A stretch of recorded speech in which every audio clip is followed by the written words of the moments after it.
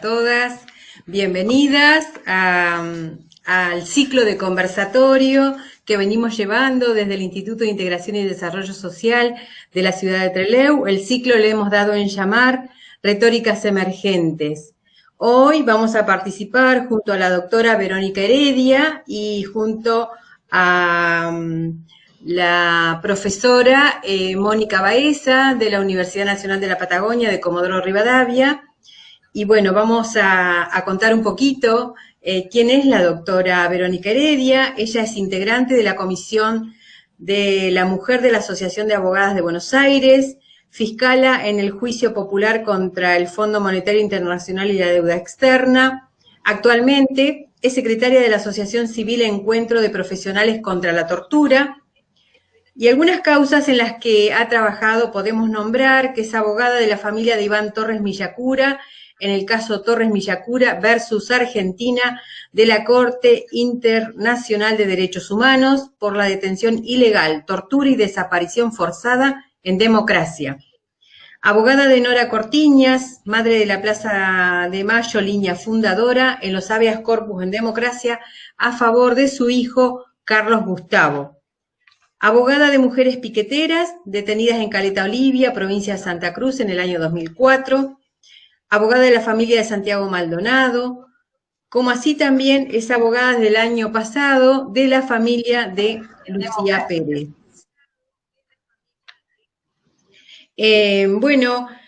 Pasamos aquí a Mónica Baeza. Buenas tardes. Va a ser la compañera que nos va a moderar este conversatorio junto a la doctora Verónica Heredia. Adelante, Mónica. Hola, buenas tardes. Bueno, agradecer al equipo del instituto la invitación a hacer esta entrevista pública que va a tener dos instancias. Primero vamos a charlar, a dialogar con Verónica a partir de algunos ejes en torno al central, que es feminicidio y justicia. Y luego vamos a dar lugar a las preguntas, a los comentarios que puedan ir dejándonos en esta transmisión en vivo. Agradecer entonces a todos y darle la bienvenida a Verónica Heredia a este conversatorio público. Hola Verónica, ¿cómo estás? Hola, buenas tardes, Mónica. Un gusto volver a encontrarnos para seguir pensando juntas. Buenas tardes. Bueno, Verónica, justo este conversatorio se da, hay que decir que estamos transmitiendo desde Comodoro Rivadavia, nuestras compañeras están en Trelew, vos estás en Radatili, desde la provincia del Chubut, y nos ubica y justo viene a cuenta de un femicidio más que se da en Comodoro Rivadavia. Siguieron algunas acciones de denuncia, porque además la mujer que fue asesinada había realizado denuncias con anterioridad, situaciones de violencia que habían sido expuestas ante las autoridades, y aún así, como ha ocurrido en muchísimos casos, no se acciona a tiempo y una vez más tenemos que lamentar otra mujer no asesinada, mamá de 3 niños. Uno de ellos vivía aquí en Comodoro y otro en Mendoza, y por eso esta semana también en Comodoro se marchó y se pidió por justicia. En este marco, la invitación primero es a recordar un caso en particular, un caso que vos conocés en profundidad, porque vos sos la abogada de la familia de Lucía Pérez. El caso de Lucía Pérez es casi emblemático en el sentido que por el accionar de la justicia, ¿no? Porque finalmente estos 3 imputados, o los principales imputados en su femicidio, fueron condenados por vender drogas, ¿no? A 8 años de prisión, y no por violar y asesinar a Lucía. Entonces quería invitarte primero a recorrer cómo se dio este caso, y también qué pasos se estuvieron dando de la mano con la mamá de Lucía, con Marta, para de alguna manera lograr revertir esto que parecía que era imposible conseguir en el marco de una justicia que sigue sin escuchar a las mujeres y sigue sin respetar parámetros básicos de derechos humanos y con perspectiva de género, que es lo que de alguna manera creemos que debe ocurrir, ¿no? El caso de Lucía Pérez es de el 8 de octubre del año 2016 en la ciudad de Mar del Plata. Provocó el primer paro en Argentina que hicimos las mujeres el 19 de octubre del año 2016. Salimos todas de negro, vestidas de negro, ese día para repudiar el terrible hecho de la violación y la muerte y el asesinato de Lucía Pérez, una niña de 16 años que fue llevada hasta el centro de salud de Mar del Plata por 3 varones, uno de alrededor de 20 años, el otro alrededor de 40 años y otro alrededor de 60 años.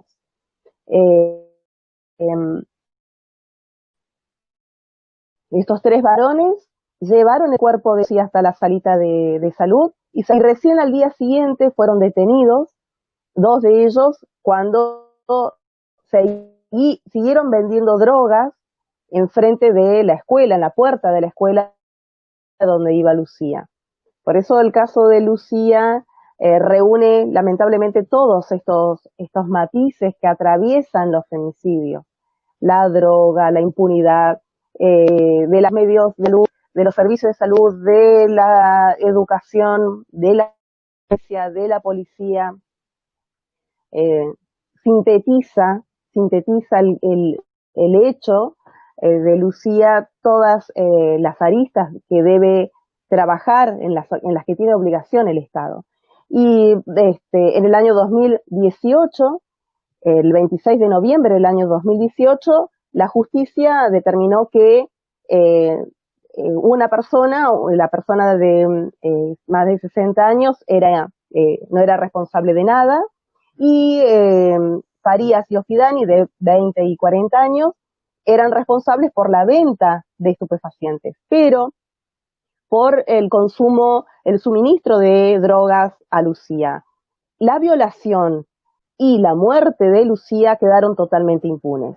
Esto con la lucha de todas las mujeres, de los movimientos, del reclamo, fue revertido ahora, hace un mes, por la Sala Cuarta de la Cámara de Casación Penal de la provincia de Buenos Aires, con un fallo realmente histórico, porque determina que los jueces que no pudieron observar la violencia de estos varones contra Lucía, fue producto de tener un prejuicio de lo que es ser mujer, de lo que es ser mujer, de lo que es ser una mujer joven, de lo que son las relaciones de amistad, las relaciones sexuales de una mujer, cómo se relaciona con los varones, cómo debe ser esta relación.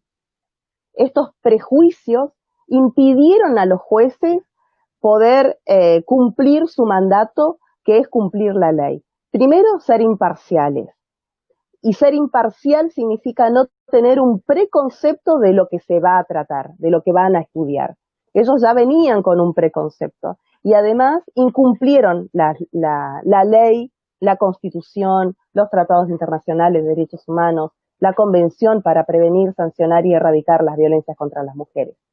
Y este fallo fue anulado y por lo tanto tiene que haber un nuevo juicio para que pueda tratarse esta muerte de Lucía Pérez.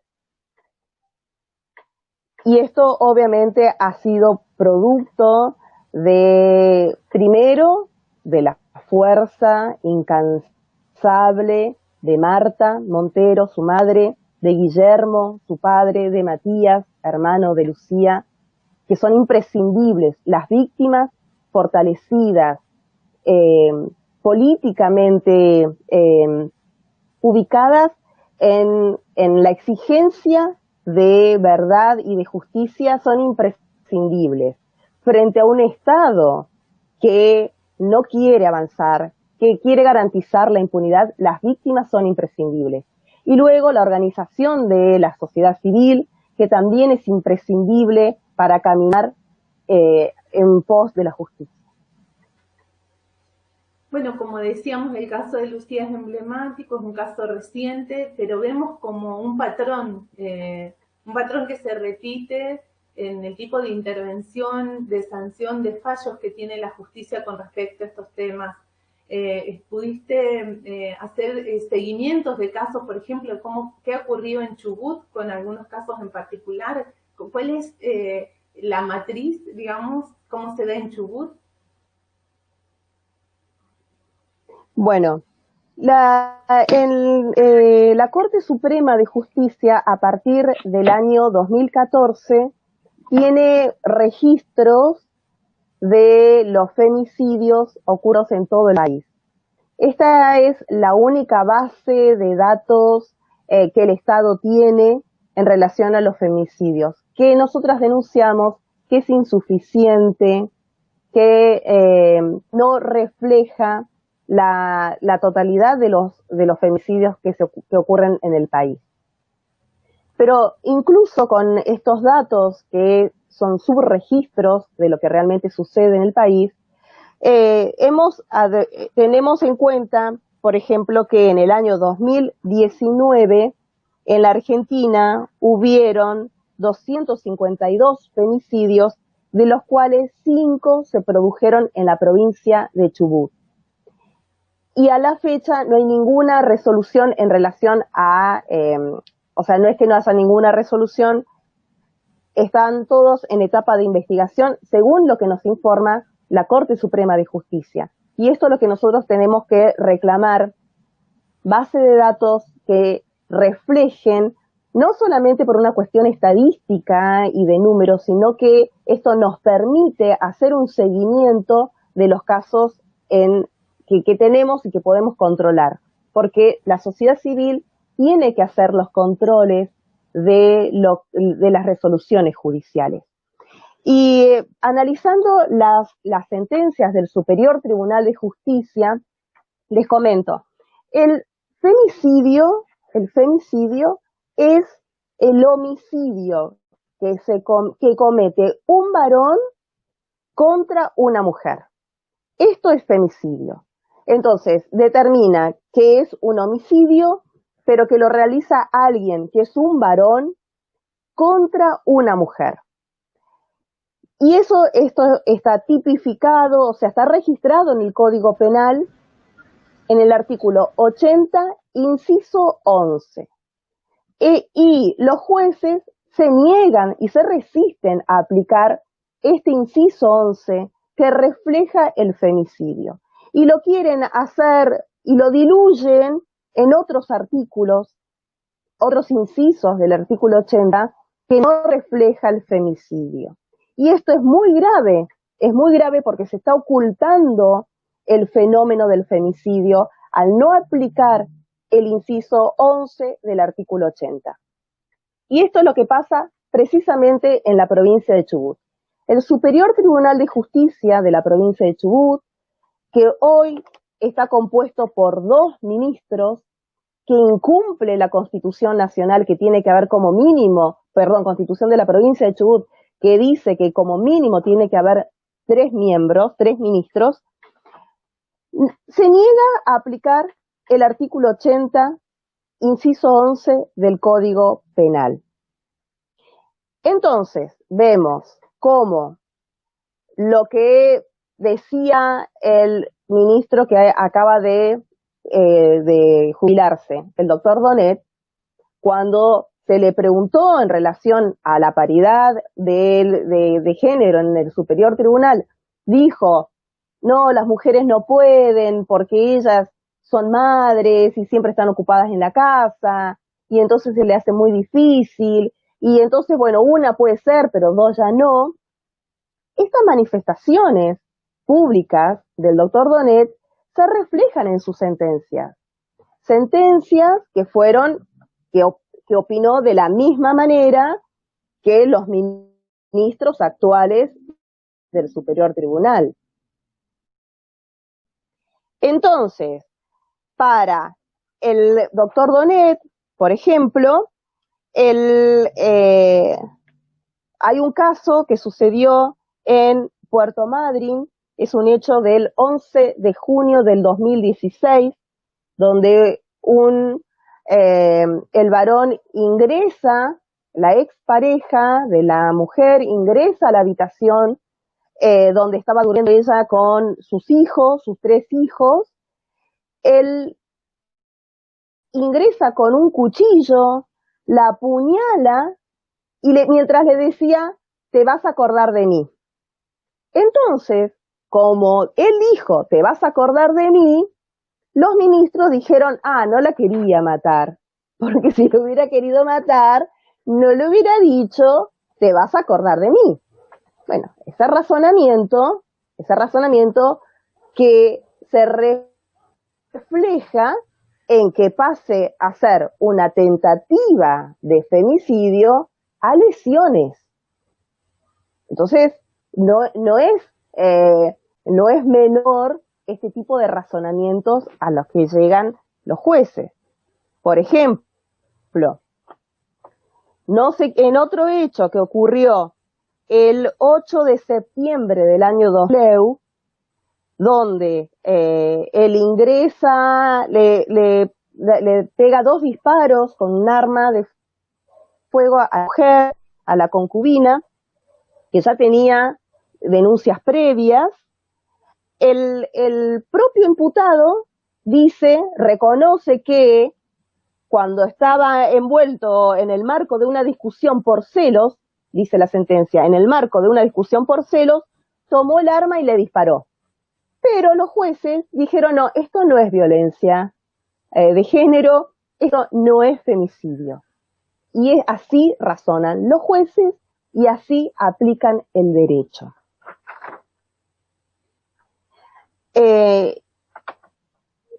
Hay un fallo muy interesante es un hecho que ocurrió el 18 de agosto del año 2017 en Esquel. Pide una pena por violación en el marco de violencia de género. Había una resolución judicial que no podía ingresar al domicilio y sin embargo infringe esta norma y hace violación de Dios. Y entonces el Código Procesal de la provincia de Chubut impide recurrir, diríamos, si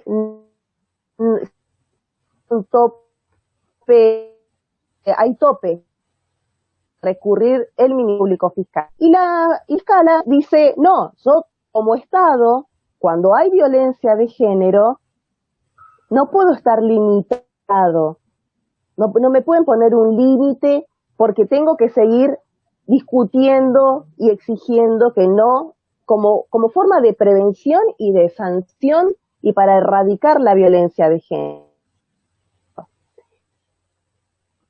Y los jueces del Superior Tribunal, Bonet y el doctor Panisi, dijeron que era inadmisible porque no importa la cuestión de la violencia de género, lo que dice el código hay que aplicarlo siempre. Entonces, estas son las cuestiones por qué a nosotras nos interesan, quiénes son nuestros jueces y juezas, quiénes son nuestras fiscalas y fiscales, quiénes son nuestras defensoras y defensores, porque ellos son los que van a aplicar con un criterio que reproduzca la violencia o que de alguna manera, en algún momento, la paralicen.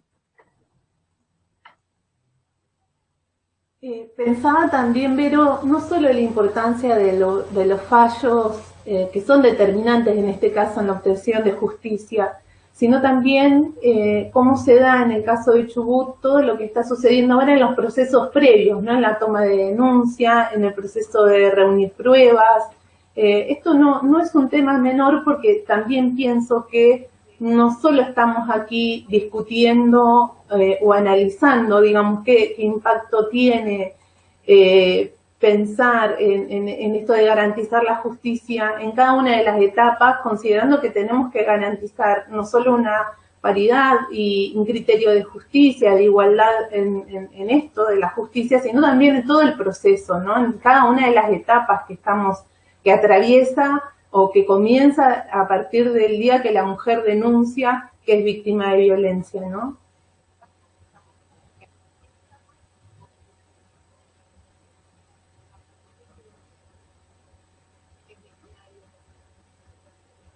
Totalmente, la debida diligencia reforzada.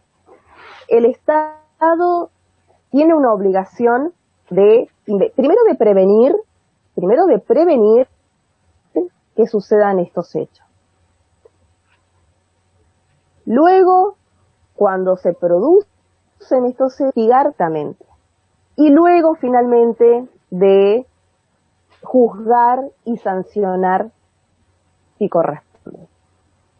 Todo este camino debe ser una de los lugares donde el Estado tiene su responsabilidad, es en el Poder Judicial, Ministerio Público Fiscal.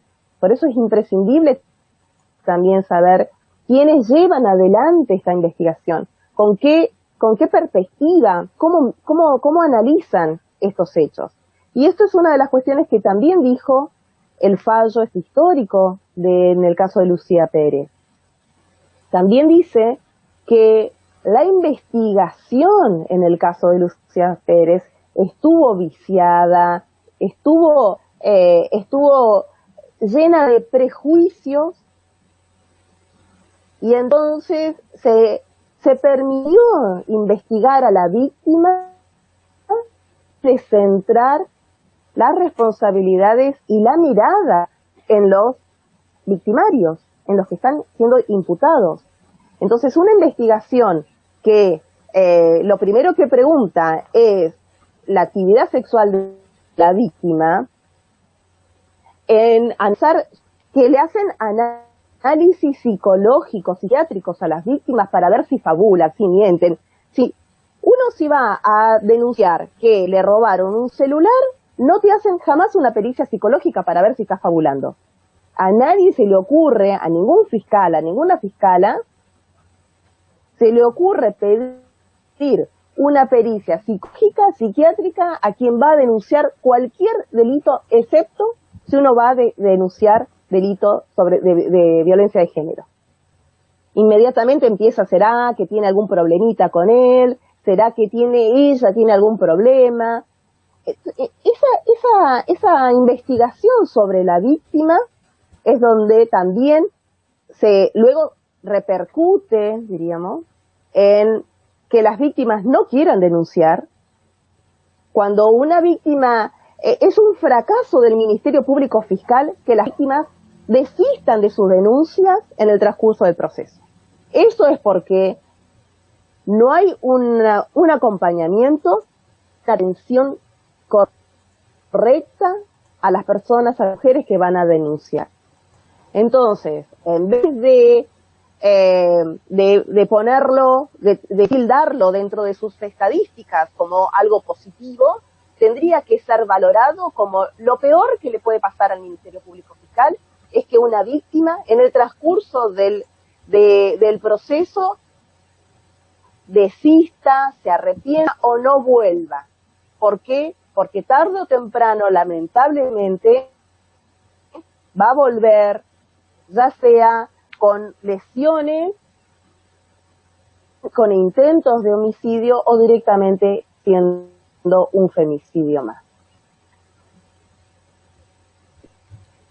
También pensaba en el caso particular que se está viviendo en Chubut con respecto a toda esta situación contextual que hace que, más allá de la pandemia incluso, ¿no? Porque en otros lugares la pandemia impide, digamos, el funcionamiento de todas las instituciones, pero en Chubut le sumamos la grave situación económica, política que se está viviendo hace alrededor de 2 o 3 años, que hace que tampoco en estas condiciones mínimas se esté garantizando la atención o el inicio de los trámites a partir de las denuncias, ¿no?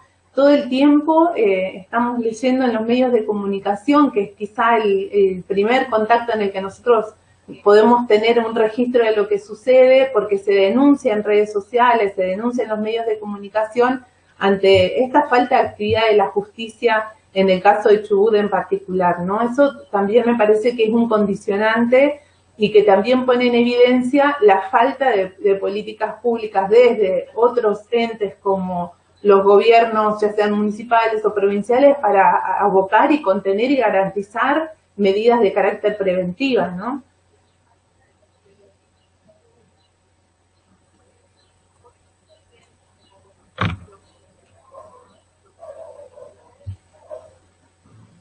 Totalmente, porque si ustedes ven, analizan qué sucedió en esta pandemia, siguieron matando a una mujer cada 40 horas aproximadamente, o más. No hubo una respuesta judicial.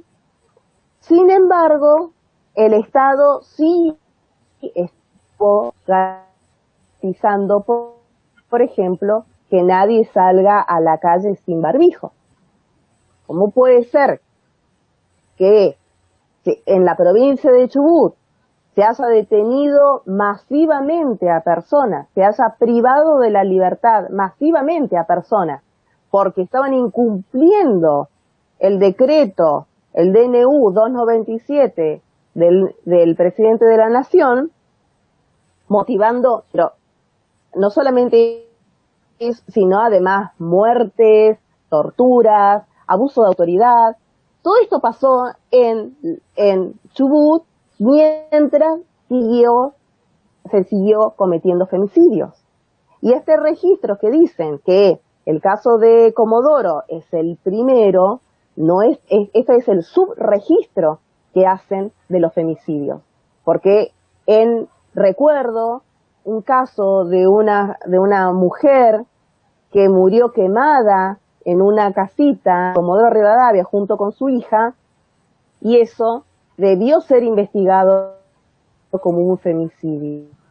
Toda muerte de una mujer donde el varón estaba y luego desaparece, o luego es el que denuncia, debe ser en principio investigado se debe investigar con la hipótesis mayor, que es el femicidio. Y luego descartar y decir por qué se descartan, no al revés, porque si no nunca va a llegar a investigar como corresponde los femicidios. Bien, en Chubut se comienza a discutir, a debatir fuertemente la necesidad de cambiar la composición del Superior Tribunal de Justicia, y esto tiene que ver con lo que veníamos hablando recién, sobre cómo tenemos que transformar este sistema de justicia patriarcal que efectivamente no está garantizando condiciones mínimas de aplicación de la ley desde una perspectiva de derechos humanos y de género. Entonces, preguntarte cómo ves o cómo crees que debería darse esta transformación en principio en Chubut, que es una condición también que compartimos con otras provincias del país. No es, como decíamos recién, lamentablemente no tenemos casos excepcionales, todo lo contrario. Entonces, ¿cómo tendríamos que, incluso en nuestra calidad de ciudadanos y ciudadanas, activar para fomentar y para transformar, digamos, participar de este debate que tiene que ver con transformar el actual sistema judicial, empezando ahora por el Superior Tribunal de Justicia? Sí, este es un momento histórico para que la provincia revierta esta histórica discriminación de las mujeres. Hoy comentaban en la ministra de la Mujer y de Género y Diversidad de Nación, comentaba, no sé si ella, disculpe, o Alejandra de Claden, haciendo el relevamiento de los lugares de los diferentes tribunales judiciales de las provincias, y el promedio es que las Cortes Supremas de las provincias con procuradores en la línea máxima, ocupan el 28% son ocupados por mujeres, solamente el 28%, pero en la provincia de Chubut es cero, no hay ninguna, ni en el Superior Tribunal, ni en la Procuración, ni en la Defensoría. O sea que nosotros estamos, además, muy alejados de ese triste 28% de otras provincias. Pero además, en la provincia de Chubut, jamás ocupó el cargo de gobernadora, nunca hubo una gobernadora, ni tampoco una vicegobernadora. Entonces, esto demuestra claramente una lógica de discriminación hacia las mujeres, porque sabemos que los cargos han sido ocupados por varones y no porque justamente sean lo más idóneo. Algunos sí, pero la mayoría es un pacto de varones. Es el pacto de varones que garantizan que se reproduzca y ocupen los cargos, sigan ocupándose los varones. Ahora hay una oportunidad histórica, hay 4 vacantes en el Superior Tribunal y debe ser como mínimo ocupado esos 3 cargos. 3 cargos deben ser ocupados por mujeres. Es cierto que el solo hecho de ser mujer no garantiza una perspectiva de derechos humanos ni una perspectiva de género. Conocemos muchísimas resoluciones de mujeres que son hasta dan vergüenza en relación a lo que dicen. Pero eso no importa. Ahora debemos ocupar los cargos. Las mujeres deben ocupar los cargos. Luego veremos y discutiremos cómo se accede, quién es la más idónea. Pero en este momento todas las mujeres en la provincia de Chubut, las legisladoras en la provincia de Chubut, las legisladoras nacionales también, para tener este objetivo de que se cumpla la paridad en el Superior Tribunal de Justicia. Que si bien hay una ley que todavía está en estado parlamentario y que debería sancionarse rápidamente, más allá de que no se sancione, hay una obligación y debe ser cumplida. Incluso hay una voluntad del gobernador que supuestamente ha dicho que él va a respetar la paridad de género, así que es el momento para que 3 mujeres ocupen el Superior Tribunal de Justicia. Bueno, Vero, y una de las preguntas era cuándo, y evidentemente el cuándo es el ahora, ¿no? Antes de comenzar el conversatorio hablábamos con las integrantes del instituto acerca de la necesidad de participar en este proceso, de activar para lograr que realmente se consiga esta transformación que se viene pidiendo largamente, ¿no? Hace mucho tiempo se viene planteando esta necesidad que no se ha escuchado, que ha tenido resistencias y que incluso la misma composición del Superior Tribunal de Justicia ha dejado muchísimo que desear cuando se refirió a este tema, con las declaraciones públicas que hicieron sus miembros, ¿no? Y además la misma provincia de Chubut ha sido noticia, desafortunadamente, digamos, por el tipo de intervención que ha tenido la justicia en los casos de femicidios o de violaciones grupales. Hace muy poco tiempo también tuvimos que intervenir y manifestarnos sobre esto. Entonces es urgente, digamos, que podamos participar y dar este debate. Si les parece, las invito a recuperar 2 comentarios que nos dejaron durante la transmisión en vivo. Dana Kuzmiki dice, cuando se habla de igualdad ante la ley, ¿crees que es posible esa igualdad formal cuando en la realidad material las mujeres y disidencias no somos ni social ni culturalmente iguales?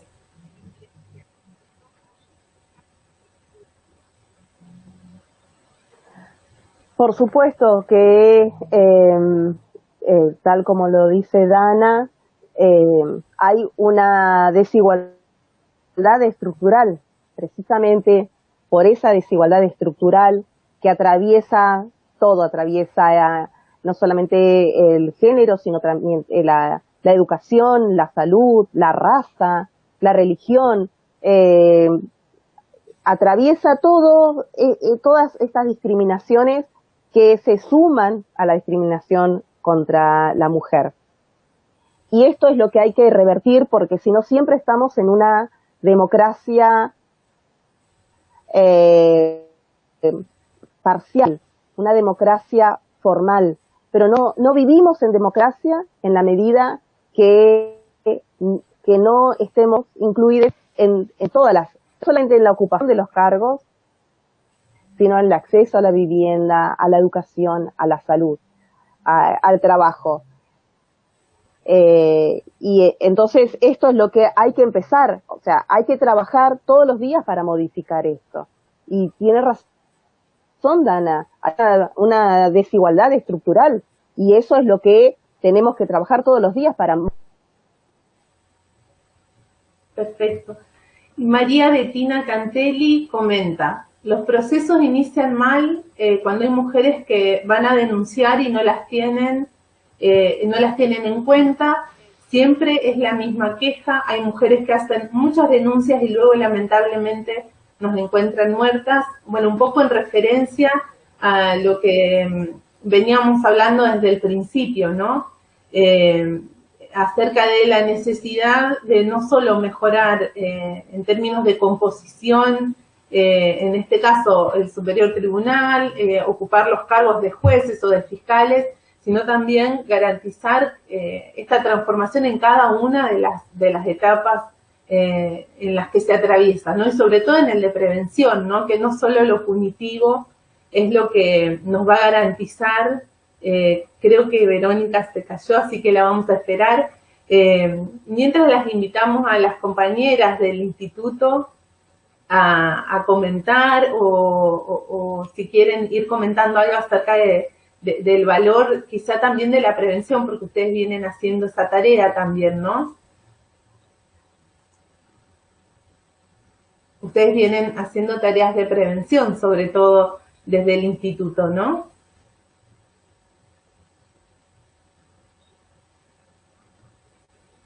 En 2011, con el nacimiento justamente también de la Ley 26485, que es la de erradicación y la prevención de la violencia hacia las mujeres. Bueno, nuestra tarea, digamos, es esa, ¿no? Promocionar en la prevención, concientizar, porque la verdad que si no empezamos a trabajar desde la escuela, de los lugares que debemos ocupar las mujeres, digamos, en el rol dándole otra mirada, otra perspectiva de la militancia de las mujeres en todos los ámbitos. Entonces, esto lo debemos revertir, esta militancia y esta inserción de la mujer en los diferentes ámbitos de decisiones de la política pública, debemos, creo, empezar a trabajarlo desde el aula, desde la escuela, que es la primera institución que socializa al niño, ¿no? Bueno, así le doy la palabra, no sé, Marisa, si quiere hablar algo.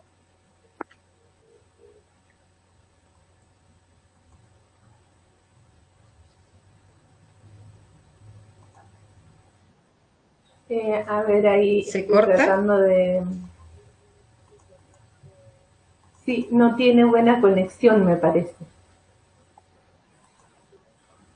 Sí, sí. Entonces, mientras Marisa se prepara para ver si podemos lograr que pueda hablar, darle la bienvenida otra vez a Verónica, que se nos había caído la conexión. Esa es otra particularidad de vivir en Patagonia.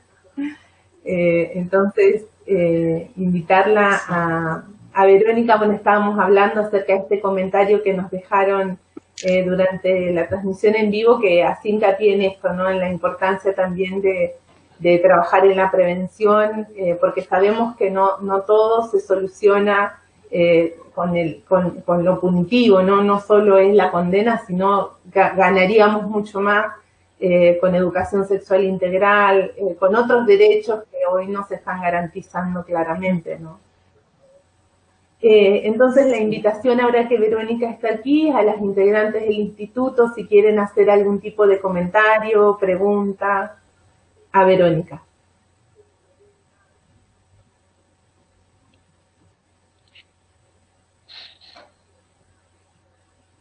María, ahora ¿se me escucha, Moni? No sé si puede hablar. Sí, perfecto. ¿Me escuchan ahí? Porque la verdad que sí tengo muy mala señal de internet, así que bueno. No, agradecer a Verónica, porque esto de estar informada, de informar y compartir la manera en que se realizan las investigaciones y las sentencias, los jueces, sin perspectiva de género o con todos los prejuicios que se ayornan cuando le corresponden a ser víctimas las mujeres, nos da cuenta a nosotros de saber en qué cosas tenemos que ir acompañando e ir ajustando, y sobre todo brindando esa información a las mujeres para que ellas puedan expresarse y ser escuchadas. Porque por lo que he conocido, se las escucha solamente en el juicio cuando quieren retractarse o cuando quieren desestimar, no continuar con el juicio. Ahí rápidamente se termina. Y creo que deben ser escuchadas, creo que es algo afirmativo en todo el proceso. Desde el momento que realiza la denuncia, deben ser escuchadas las mujeres. Para ver cuáles son sus necesidades en cuanto a las medidas de protección que se deben tomar, y también para ver cuáles son sus miedos y sus dificultades. Perfecto. Bueno, Grace, por mi parte, yo creo que nos puede, digamos, la última pregunta tenía que ver con esto acerca de articular y de activar en términos de militancia en torno a este reclamo que es urgente, que tiene que ver con reclamar esta reforma en la composición del Superior Tribunal de Justicia, que es ahora. Entonces, creo que ya daría por cerrada la entrevista pública y les doy entonces a ustedes la posibilidad de cerrar, salvo que Verónica tenga o quiera acotar algo más después de esta instancia. Bueno, sobre todo, como decía la doctora, yo creo que estamos en un momento histórico de la provincia. Nosotras desde el instituto vamos a acompañar este proceso. De hecho, bueno, estamos ahora en el marco de pandemia, pero siempre nos estamos reuniendo todos los lunes a las 17 horas, digamos vía online siempre, ¿no? Por supuesto.